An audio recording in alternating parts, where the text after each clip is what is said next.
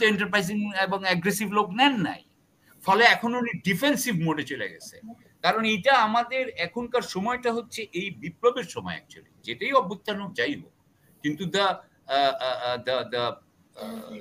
Attitude is that. যুদ্ধ আসলে কার সাথে কার হবে এখন?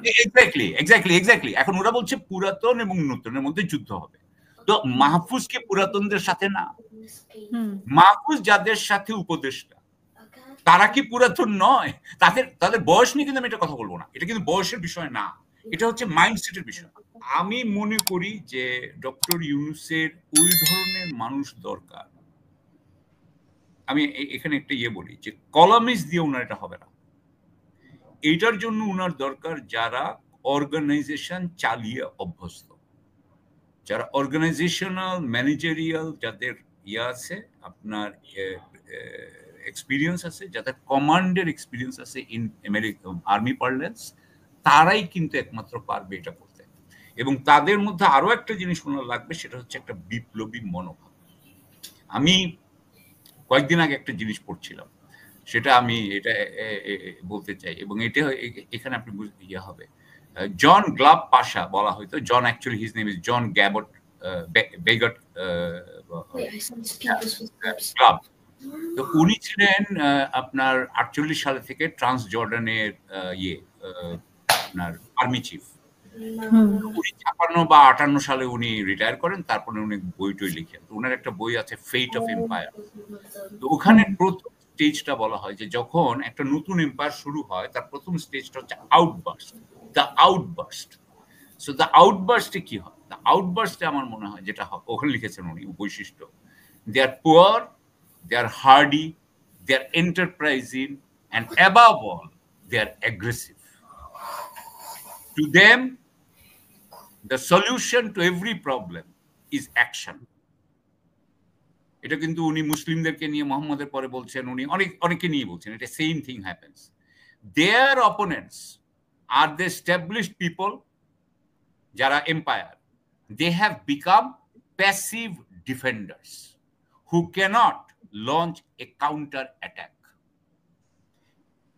এই কথাটা যে আমি বলতেছি দেখেন, যে এইখানে কিন্তু আমি মনে করি যে আমাদের ছাত্ররা কিন্তু হচ্ছে সেইটা পুয়ার, হার্ডি, এন্টারপ্রাইজিং এবং হচ্ছে অ্যাগ্রেসিভ। এবং উনার কিন্তু এই ধরনের লোকই কিন্তু লাগবে। পুয়ার কিন্তু এটা রিলেটিভ টার্ম, পুয়ার বলতে অন্যরকম বোঝাচ্ছে। তো এই ধরনের লোক দরকার। উনি না করে, উনি তো এন্টারপ্রাইজিং এবং অ্যাগ্রেসিভ লোক নেন নাই, ফলে এখন উনি ডিফেন্সিভ মোডে চলে গেছে। কারণ এটা আমাদের এখনকার সময়টা হচ্ছে এই বিপ্লবের সময় অ্যাকচুয়ালি, যেটাই অভ্যুত্থান হোক যাই হোক, কিন্তু দ্য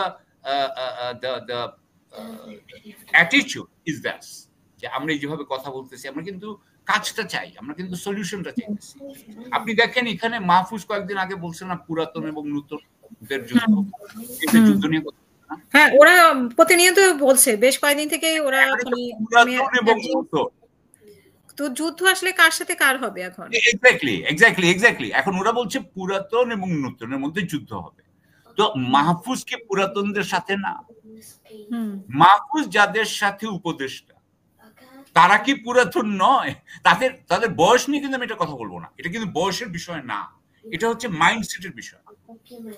হ্যাঁ, নজরুল কোনোদিনই পুরাতন হইতে পারবে না, হ্যাঁ, এটা মাইন্ডসেটের বিষয়, রাইট?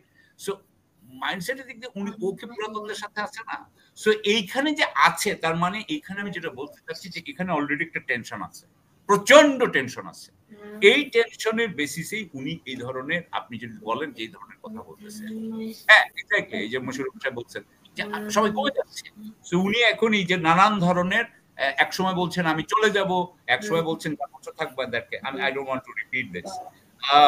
আরেকটা জিনিস আমি এখানে, তবে আমি একটু জিনিস বলতে চাই যে ডক্টর ইউনূসের সময় আমরা মুস্তাফিজের সাথে এই কথাটা নিয়ে বেশি বলি না, কিন্তু আমি ডক্টর ইউনূসের সময় একটা জিনিসকে এবং জেনারেল ওয়াকারের সময় এইটার, আমি তো জেনারেল ওয়াকারকে ধরি, সত্যি কথা হচ্ছে কি যে উনি ইন্ডিয়ান অথরিটির সাথে পুরোপুরি কোঅর্ডিনেট করছে এই ট্রানজিশনটা। এটা আমার হাঁচ, আপনি যদি বলেন এটা আমার হাঁচ। বা উনি অন্য কেউ করছে যে উনার সাথে, এটা মুস্তাফিজ যেভাবে বলেছে যে যেটা অন্য কেউ করেছে তার সাথে কথা বলেছে, ও আরো ভালো জানে। কিন্তু পাকিস্তানের সামনে আমাদের যে সহায়তাটা হচ্ছে সামরিক, আমি কিন্তু এটার সাপোর্টে আছি। এটা কিন্তু বাংলাদেশ, আই হোপ এটা নিয়ে মুস্তাফিজ একটু বলতে পারে যে আমাদের আসলে এটাতে কোনো লাভ হচ্ছে কিনা, কতটুকু লাভ হচ্ছে। That's a good thing that আমি কিন্তু ডক্টর ইউনূসের সরকারকে যেটা ওনারা ভালো করবেন সেটা কিন্তু আমি সেটার জন্য ওনাদেরকে থ্যাংক ইউ, মানে ওনাদেরকে আমি ক্রেডিট দিব। সেটা আমি বলছি। সো এমনিতে অর্থনৈতিক ক্ষেত্রে কিছু কিছু জায়গায় ভালো করেছেন, আর দ্রব্যমূল্যতে খারাপ অবস্থা, শেয়ার মার্কেটে খারাপ অবস্থা, ওগুলো তো আছেই। আহতদের ব্যাপারে, আচ্ছা আহতদের ব্যাপারে একটা কথা বলি। আহতদের ব্যাপারে তো এখনো কিছু দেখা যাচ্ছে না। আমরা আগামী রবিবার টিএসসি মিলনায়তনে রবিবার বিকাল 4টা থেকে 6টায় আমরা একটা 7.5 মিনিটের একটা আহতদের উপর একটা ছোট্ট স্বল্প দৈর্ঘ্য চলচ্চিত্র ইয়ে করব, প্রামাণ্য চলচ্চিত্র একটা আপনার রিলিজ করব। ওই দিন ওখানে মাহমুদুর রহমান থাকবেন আমাদের প্রধান হিসাবে। আমি ব্যারিস্টার ফুয়াদকেও বলেছি, ও রাজি হয়েছে। আমরা আরো কিছু আহত নিব, আহত ওনাদের আসবে ওরা, এবং আমরা কিছু অভিভাবক আনার চেষ্টা করবো। তো কেউ যারা শুনছেন, কেউ যদি ঢাকায় থাকেন, আপনারা অল ওয়েলকাম। আপনারা, আমার সাথে কিছু আহত লোকজনের পরিচয় আছে, মানে পরিচয় আছে বলতে প্রোগ্রামে অ্যাটেন্ড হয়েছিল, তো তাদেরকে আমি মেসেজটা দিয়ে দিব। টিএসসি মিলনায়তনে তাহলে সেটা আমাকে দিবেন। জি জি, আমি দিয়ে দিব। এটুকুই এখন, এইটুকুই আমি আপাতত বলে শেষ করি। জি।